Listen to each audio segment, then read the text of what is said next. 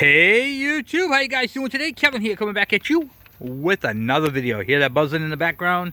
Yeah, that's because I'm doing some carburation work over here, guys. I got the ultrasonic cleaner starting to, what do you call it there, warm up. I got a rack of carburetors right there. I've got like 2 totes of these things I got to clean. I figured I'd do them all at once. And so I figured I would just hang out with you guys for a few and, well, we'll be talking. So let's get right into it, okay? We got to pull the carburetor off. This is the KD80M, and obviously the Harvey Spooner bike. So I got both of those up because I'm going to pull the carbs off both of these. This one's leaking. This one I have no idea. It hasn't ran since I picked it up a year or so ago. So I want to make sure that we clean that carburetor. And I have some information for you guys. Information. So the information is, I'm going to be taking you guys a little bit more in depth than I have, and sharing some really cool tech tips for you. Not in this video, of course. We're going to be doing it when we get into the carburetor on the Harvey Spooner bike. So we got that coming up. We got we got some really intense videos coming up. So we got one on transmissions. One on ignition systems. What I'm going to do with the Harvey Spooner bike here is we're going to be putting new points and condenser into this bike. So I'm going to teach you guys the proper way of doing that, which I've already got videos on it, but nevertheless we're going to do this one on film anyway. And I'm going to go right through it from installing a condenser to the electrical behind it, the theory behind it, how the points are, the gapping, all that type of stuff, and setting the ignition timing. So we're going to get that video all done. I'm also going to be teaching you guys on carburation on some of these right here. Hopefully, I think this one right here is the one I'm going to be using. This came off a junk bike I picked up. You can see how grungy it is. But I'm going to show you guys, because this ultrasonic cleaner is not going to be able to clean that pilot jet. And I'm going to teach you guys a way to clean a pilot jet so fast it's going to make your head spin no matter how clogged it is. So next video when we do carburation, we're going to be doing it on that.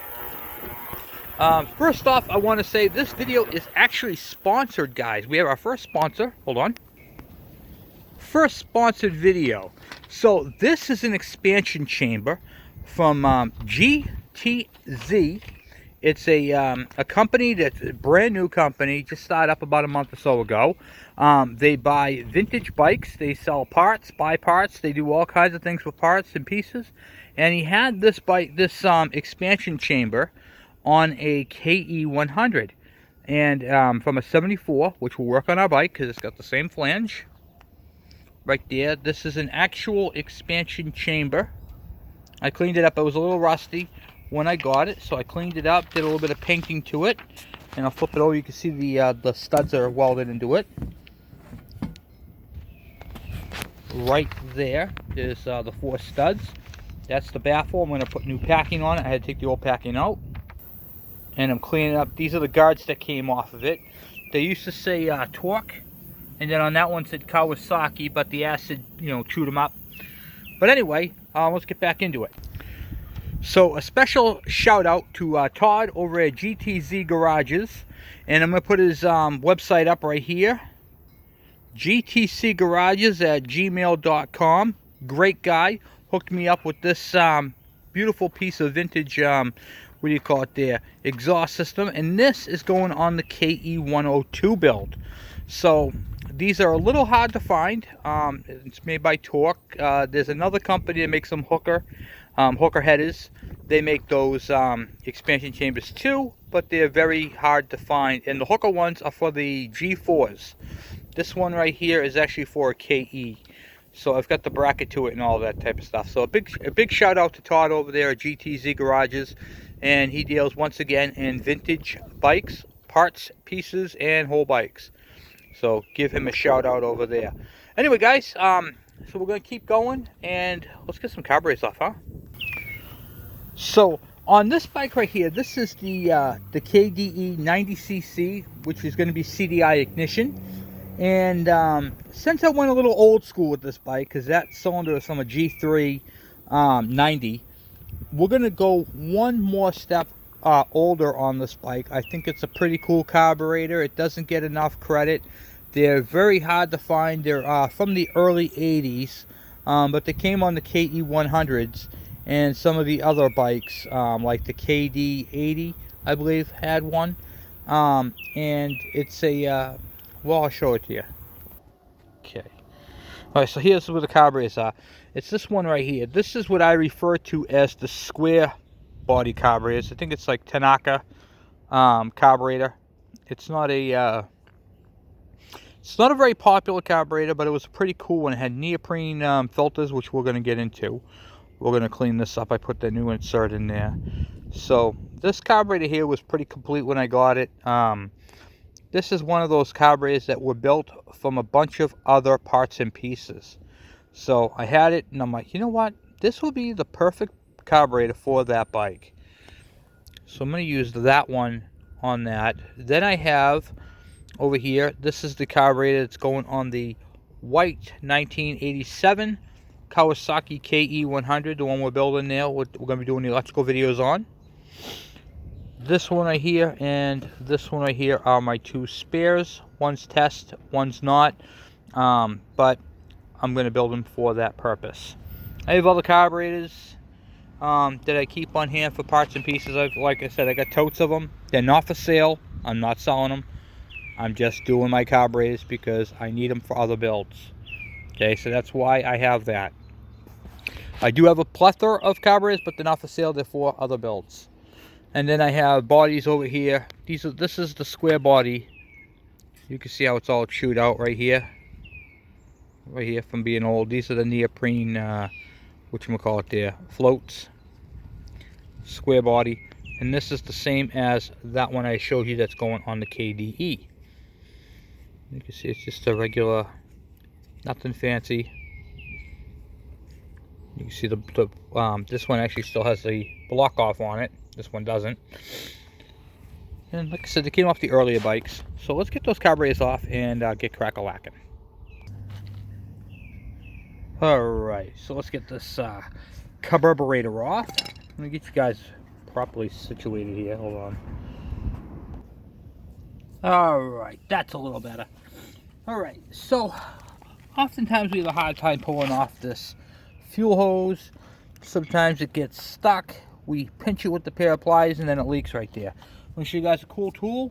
This is for doing interior bodies on cars, and you can get this at any auto parts store.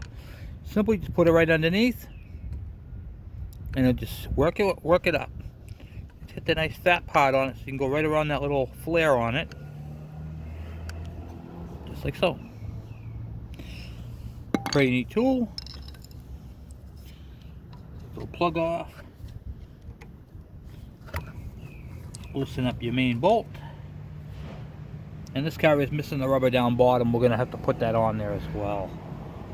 Okay.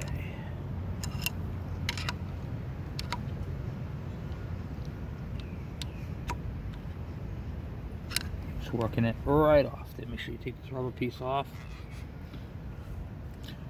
There you go. Ugh.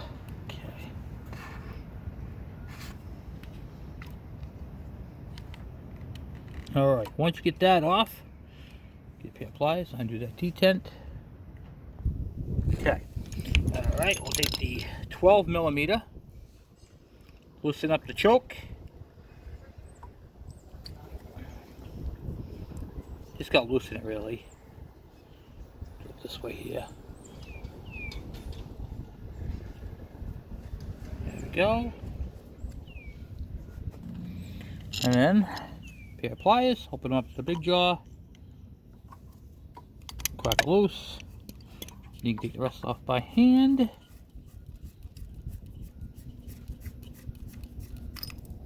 This carburetor is out. Cool. Alright, so now we got the Harvey Spooner one next. Actually, let's take all this off. I'll show you how to take this off because we're not using this system. Okay? So what I do is I push the throttle cable in, push it down like that, grab your cable, just wind it in. Is the adjuster right here. You want to, there's your jam nut, loosen the jam nut up, and then screw the adjuster screw all the way in. Okay. Then on the back side there, you'll see the piece pop through. Use your finger, bring it off to the groove. Pull your spring out. That's all there is to it. And then that's out. Then I'll take this and I'll put this back into the carburetor. Screw my cap on so I don't lose it. And then bam, and then I'll come back for the choke after because I got to pull the pin. Alright, so before we can take the carburetor off, we got to put a kickstand on this thing because this thing does not hold itself up. So I'm going to show you guys some cool tech tips. So we got a kickstand right here. Throw this through and get it bolted down if we can.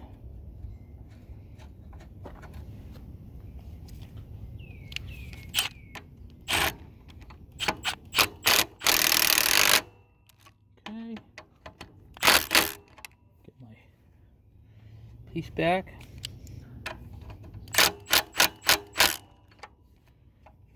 There we go. Nice kick, good. Nut on the back.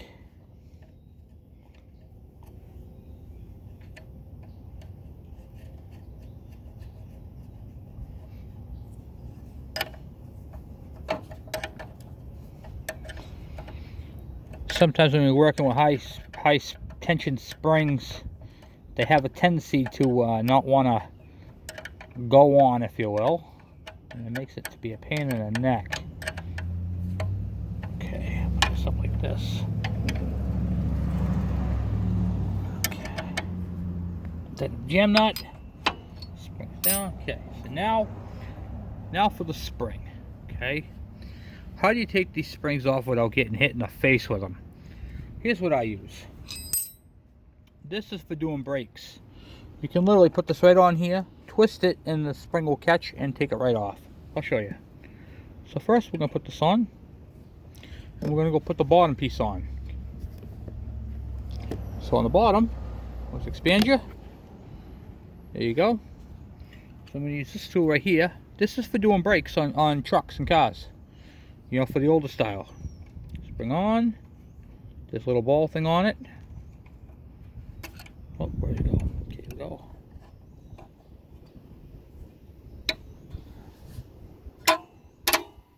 Just like that. Pops it right on there. To take it off, I use this tool right here, and I can stick it right in the groove. Give it a twist. And I'll pop it out. Once it's released, of course.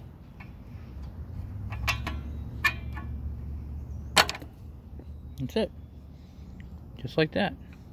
Put it back on, same way. Put it back on. Actually, I want this going this way because I don't want to catch any shoelaces. There we go.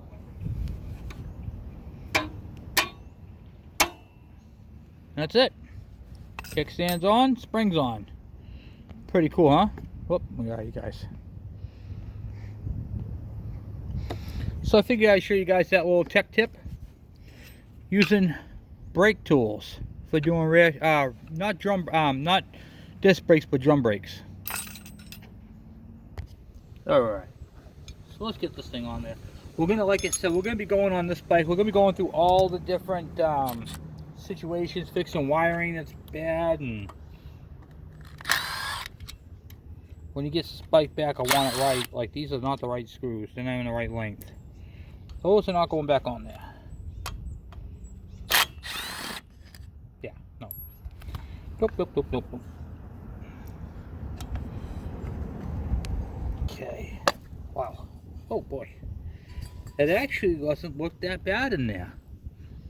It's actually pretty clean. See the zip tie on there? Stiff fuel line. Just old, guys. It's been in there a while. Look at that. That's a problem. Okay. Oh yeah, it's junk. Okay, it's got the rubber plug. No, it don't. Has silicone filled in. So we're gonna have to take off that silicone. More zip ties.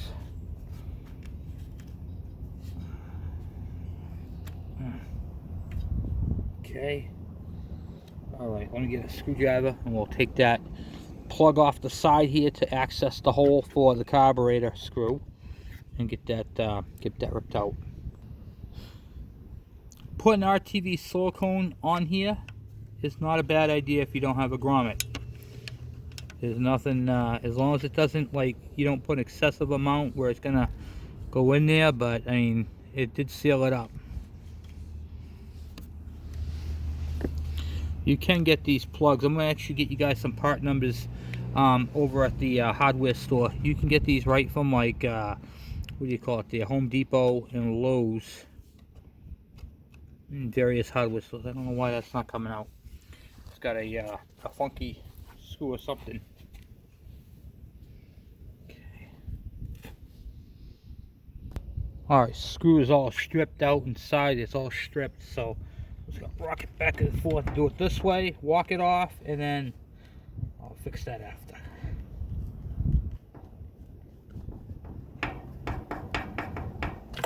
Okay. Good.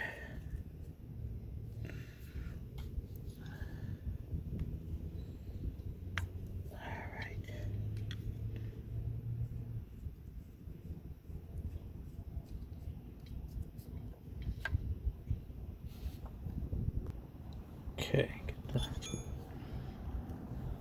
pair of pliers. Oh my God, it's on there tight. There we go. Save that gasket. It's a good gasket.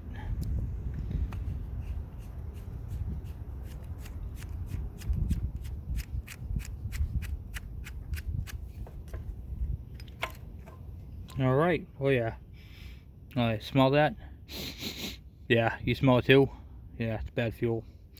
Okay, so we got another carburetor right there to clean. Let's get that Kickstarter up since we're already here.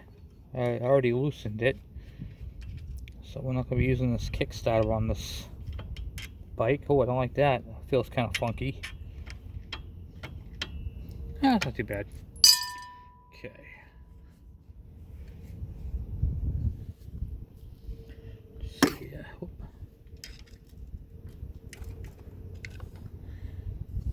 Get my puller.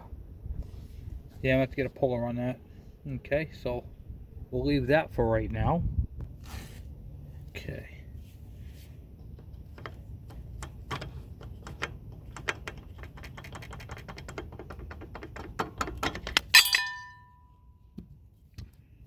All right.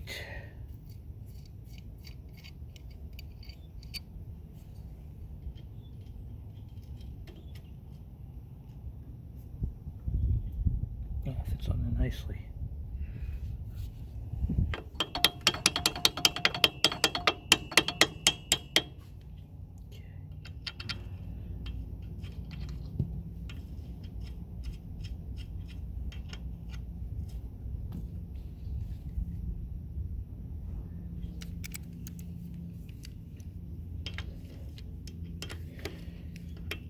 You get a wrench for that.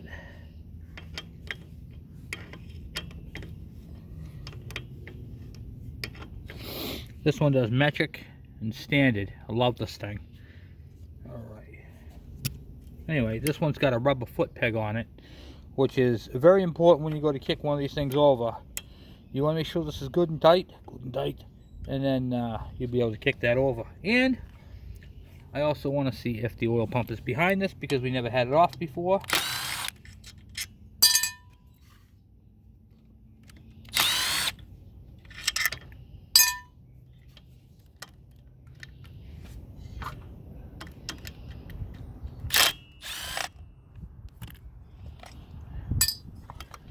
And it does have an oil pump. Look at that, guys.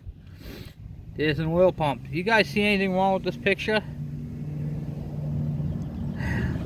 I'll tell you exactly what's wrong with this picture. The oil tube is up here because of, you know, we put this on.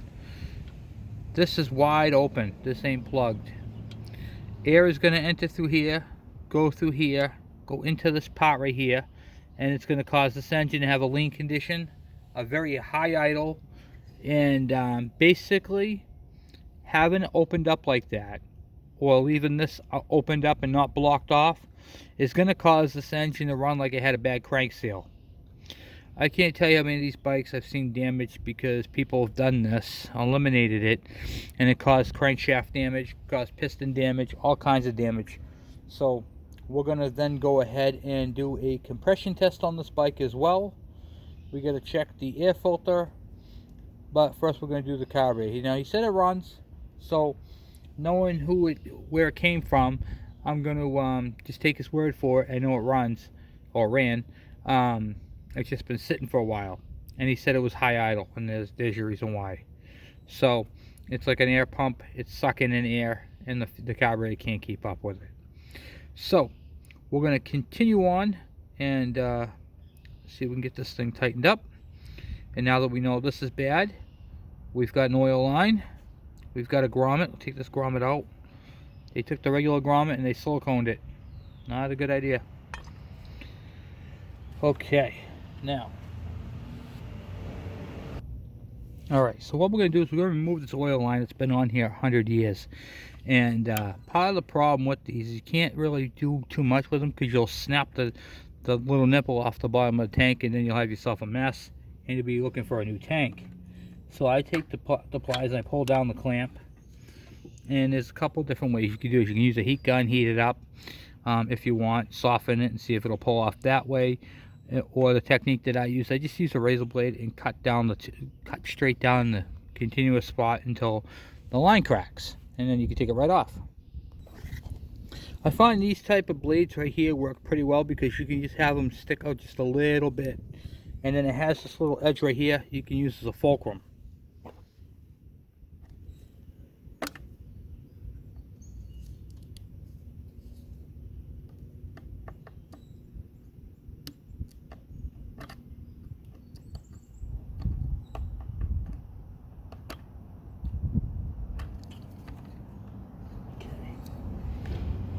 Once you get it cut into it,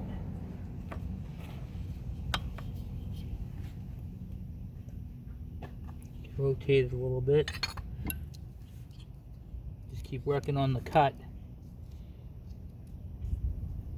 where you have it.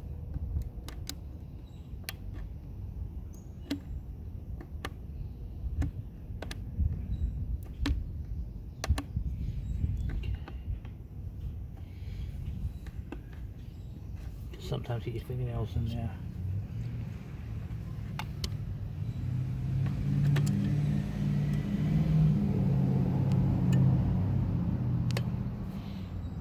I'm actually just going to cut off the excess so I can then rotate it. They're very brittle and you don't want to hurt your tank. And that's really what it comes down to.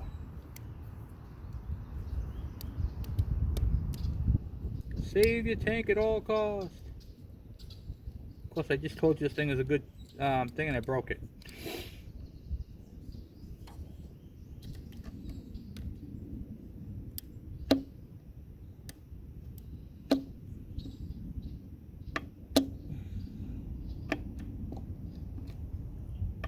There you go. Okay.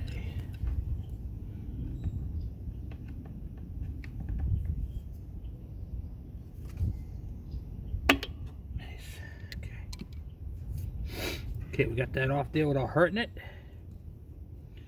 We're going to put some line on there. Once again, 5mm line. I'm going to go up over a couple of barbs, they call it.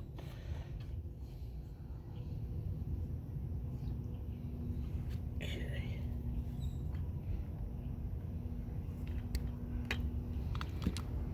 All right. Now that piece of line I had just took off has a good grommet.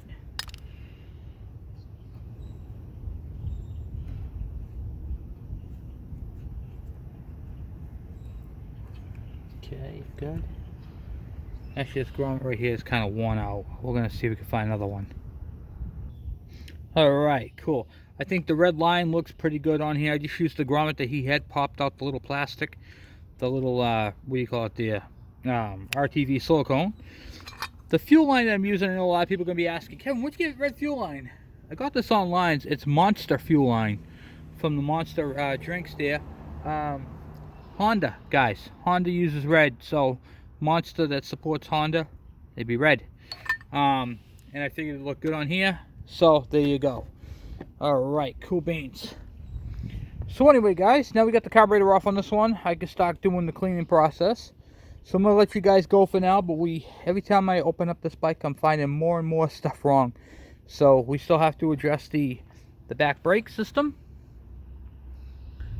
The electrical issue right there, and so forth. So we're just gonna keep plugging away at it, guys.